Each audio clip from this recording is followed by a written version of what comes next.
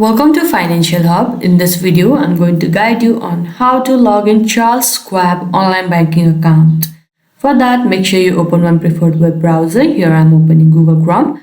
Now at the search bar, you can simply search www.schwabswab.com and press enter. You will be now directly lead to this kind of page. Here you can either enter your credential over here and simply click on login, or here you can see this option, you can click on that, and the first is schwab.com. You need to click on that. After that, you will be lead to another page where you need to enter your credential, that is your login ID and your password. Now in case if you want to be remembered for the next time you log into this account, you can check on this box.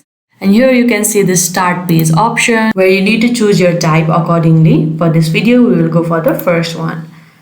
Now, if you have forgotten your login ID or your password, you can see this option over here. You need to click on that and they will be guiding you further to recover it. And if you haven't created yourself an account, then you can click on this option and they will be guiding you further to register for your account.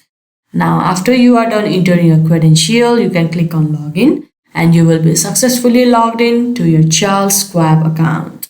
I hope you found this video helpful. Don't forget to like this video and subscribe our channel Financial Hub. Thank you.